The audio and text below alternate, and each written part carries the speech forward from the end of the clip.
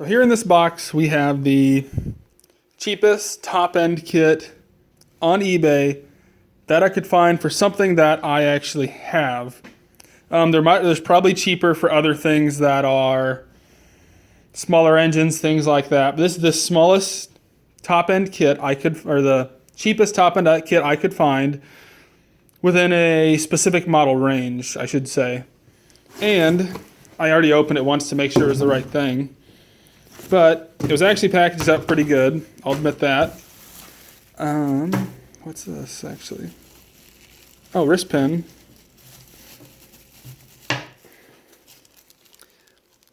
Well, it's nothing fancy there, just a wrist pin.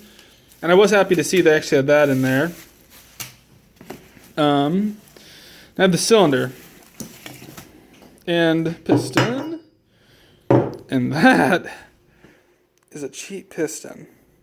I'll say I paid under $80 for this entire kit. That thing just looks like it's for a toy. I mean, for under $80, I mean, it looks crappy and cheap, but it'll work, I guess. I hope. Downside is it shows you where the arrow's at, but doesn't give you any instructions to tell you if that's intake or exhaust. I believe that's normally intake. So on the 250R. Obviously, this is a two-stroke. Let me get my light. And I can't see one on it, which would mean it must be towards exhaust. I don't know, I'll look it up and message the guy and see. But I always thought that was towards intake. I can't remember though right now. Piston rings. I do want to check, I'll probably use a different video, and check like ring end gap and stuff. There's definitely plenty of cross hatching in there. So that's a plus. Looks almost like it's a used cylinder. So you can see right there, and thought I could see something else. I don't know if the camera can see it though. See little.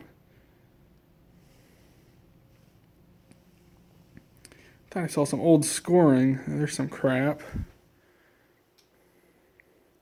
You can kind of see some old scoring right there. Something looks like. Or it's kind of scratched up. I will say though, this thing's pretty cleaned up. If this thing is used, it's pretty cleaned up.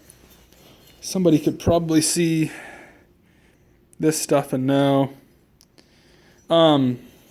Obviously, it's going to be for the 225, 1985 225 DRS. But I did go for the Timberwolf top end, which is slightly larger. Still should be a direct bolt-on. Head and everything should work. And gaskets. Obviously, great quality. That's what that means. Not made in Japan, made in China.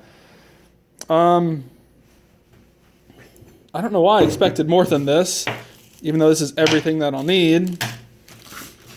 Now, my end result plan with this thing is obviously I'm going to put it together in that. I'll do a teardown video on that. I actually meant to already have it tore down, but life gets in the way. I didn't have time. Because there's a 30-day warranty that actually came with this. I'm not sure if that also includes once it's assembled or not, but I'm going to see if it will include that as well. In case I get it together and something's buggered up, then I'll know, hey, you know, dude, this thing's messed up, yada, yada, yada. I want something new. But we'll see what happens. This one was actually very slightly on the old channel. For people that have actually come from the old channel, the like really, really early days, people would remember this one. I know this one's main video, I think that actually had a decent amount of views when it was, I believe, running with the 200X, Brian's 200X. I don't think I ever made a video of this one going through water. That was the main thing I did with this one. Now, why am I doing it to this one? The 200X is getting low on compression and my fuel's on. And I would essentially like to rebuild it, but I'd like a rider that's not my 185. So that's where this comes into play. I know I could use my 86 DRS red frame, but it needs a carb gone through, and I haven't even moved it here yet.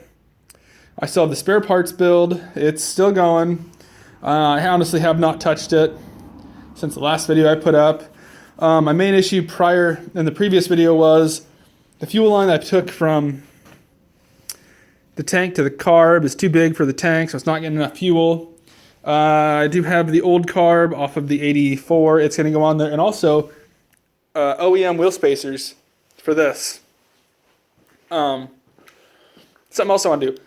And I also have a, I can't think what pipe it is. And I don't have an aftermarket OEM pipe for this whole exhaust.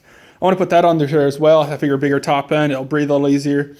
And I'll probably just lap the valves on this because, let's be honest, that's cheap and terrible quality. I guess as you can see, I still have parts. You know, we'll just do an update on everything later. But yeah, that's the quality of a less than $80 kit to rebuild the top end. I know I did ask some guys who have had these things before. It's a lot of, they're okay or they're god-awful. I have not seen it in between. So we'll kind of have to see what happens here. So that's going to be that for this one. I'll try making videos over that next. I know I have something for the truck coming soon. And then I'll probably get back on the spare parts build once I get this thing done. Because this is the one I want to get done first just because of that warranty. Just so I can see, you know, if something's messed up or not. And I'm actually waiting on parts for the spare parts build right now too. One of the expansion chamber was junk. But yeah, we'll do another video on update on everything and go from there.